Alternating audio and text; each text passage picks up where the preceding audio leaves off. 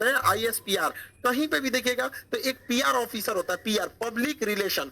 यही लोग सारे लोग पब्लिक से कांटेक्ट करते हैं। जैसे मीडिया वाले को पास भी एक पूरी की पूरी PR टीम होती है। अब किसी मीडिया वाले को मान के हमारा इंटरव्यू लेना है, खान सर का इंटरव्यू, तो उन लोग को क्या पता, वो अपने PR टीम को बोलेंगे कि खान सर का नंबर निकालो, बताओ कहाँ बात करना है। तो वो PR टीम ही काम करती है। तो हर डिपार्टमेंट का एक PR ऑफिसर होता है, पब्लिक रिलेशन ऑफिसर। वही बताता है क्या हो रहा है क्या नहीं हो रहा है, एक तरह का प्रवक्ता होता है।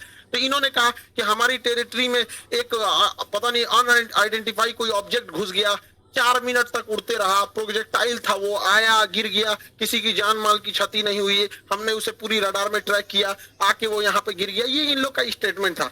एक्चुअली में हुआ क्या था, इनका कहना है कि हम उस पर नजर बनाए हुए थे। देखिए इन निकम्मों को, इसके देश में 124 किलोमीटर कोई मिसाइल घुस गई, इसको ये लोग अपने रडार में बस नजर बनाए हुए थे। ये खुद कह रहा है कि हमने बस उसको ट्रैक किया, उसको 124 किलोमीटर, क्योंकि उस मिसाइल की रफ्तार इतनी ज्यादा थी, 3 मैक की थी, कि हम उसे मार के नहीं गिराए।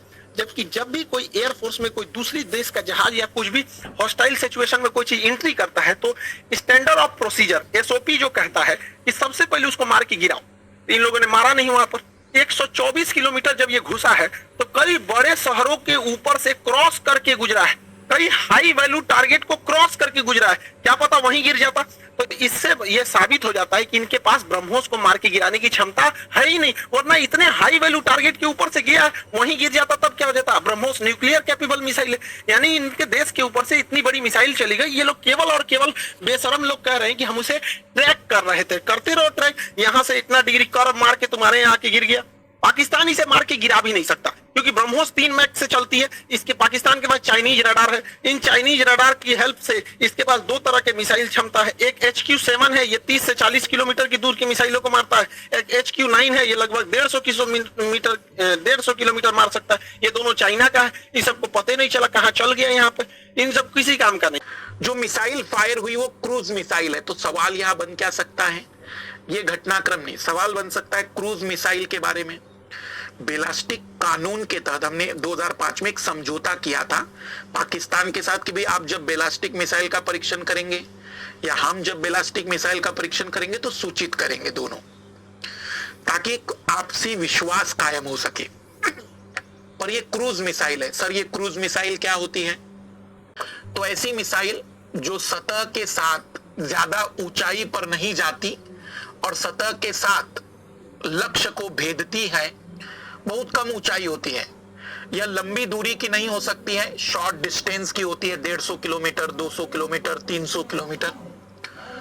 इस मिसाइल को दागो और भूलो मिसाइल भी कहते हैं, क्रूज मिसाइल को, क्योंकि इनको जनरली राडार डिटेक्ट नहीं कर पाता। दुश्मन देश का राडार डिटेक्ट नहीं कर पाता, दुश्मन देश का राडार डिटेक्ट नहीं कर पाता।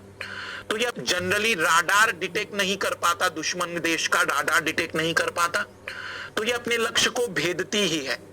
लेकिन आप जानते हैं कि ये बहुत ही सतह के साथ पैरेलल चलती है, तो ज्यादा दूरी नहीं तय कर सकती। वही जो बैलिस्टिक मिसाइल होती है ना, वो वायुमंडल में क्षोभ मंडल को पार करती है और काफी लंबी दूरी परवलयकार पथ बनाते हुए तय करती है। यह 8000 किलोमीटर की दूरी पर भी लक्ष्य को भेद सकती है। इसे बैलिस्टिक मिसाइल कहते हैं।